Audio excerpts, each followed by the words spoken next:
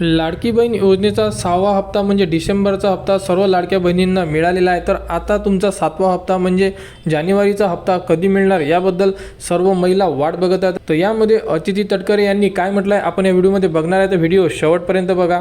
पण मी स्वतःला म्हणजे भाग्यशाली समजते की मंत्री म्हणून काम करण्याची संधी तर मिळालीच, पण कधीही मंत्रिमंडळामध्ये काम करत असताना मुख्यमंत्री असतील, दोन्ही उपमुख्यमंत्री असतील, यांनी कुठेही विभागाकडे दुर्लक्ष केलं नाही। उलट अधिकाधिकच संधी देऊन कसा हा विभाग अजून मुख्य प्रवाहात आणता येईल, महिलांना कसं मुख्य प्रवाहात आणता येईल ही संधी त्या निमित्ताने आणि त्या संधीचं एक सोनं करण्याचा प्रयत्न विभाग म्हणून आम्ही केला। तर महिलांमध्ये या योजनेसंदर्भातला एक आनंद आहे।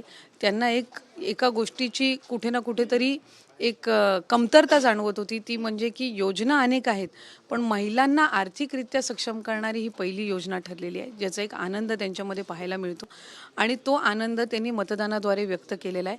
आणि जो आनंद त्यांनी व्यक्त केला आहे किंवा जो विश्वास त्यांनी 3 लाडक्या भावांवर दाखवलेला आहे, महायुतीच्या सरकारवर दाखवलेला आहे, त्या विश्वासाला कधी आम्ही तडा जाऊ दे। आणि मग नवीन वर्षाचा जानेवारी महिन्यातला सुद्धा ज्यावेळेला मुख्यमंत्री महोदय त्या संदर्भातल्या सूचना किंवा मंत्रिमंडळाच्या बैठकीमध्ये ठरेल जी तारीख, त्या तारखेला जानेवारी महिन्याचा सुद्धा हप्ता त्यांच्यापर्यंत पोहोचेल। तर अशा प्रकारे लाडक्या बहिणीला जानेवारीचा जो हप्ता वितरण आहे त्याबद्दल अदिती तटकरे यांनी सांगितलं आहे। तर बघू शकता संपूर्ण महाराष्ट्रामध्ये लाडकी बहीण योजना मोठ्या प्रमाणात राबवली जात आहे आणि यांच्या पार्श्वभूमीवरती डिसेंबर महिन्याचा हप्ता शेवटच्या आठवड्यामध्ये जमा करण्यात आला आणि आता सर्व लाडक्या बहिणींना उत्कंठा लागली आहे की जानेवारी महिन्याच्या हप्त्याची अनेक यूट्यूबवरती व्हिडिओज आहेत।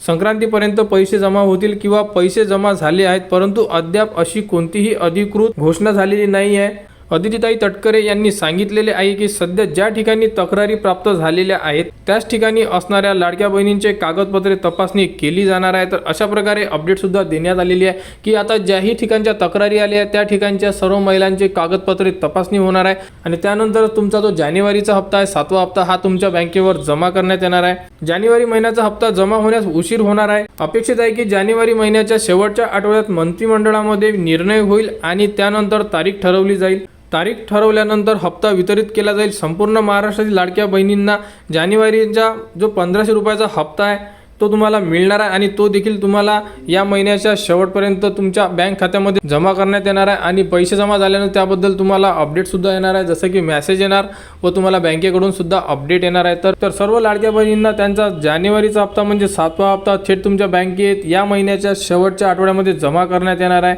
त्याबद्दलची अपडेट आलेली आहे। तर लाडकी बहीण योजनेबद्दल जेही पुढील अपडेट येईल ती तुम्हाला आपल्या यूट्यूब चॅनलवर उपलब्ध करून देण्यात येणार आहे। त्यासाठी आपल्या चॅनलला सबस्क्राईब करा व हा व्हिडिओ इतरांपर्यंत शेअर करा।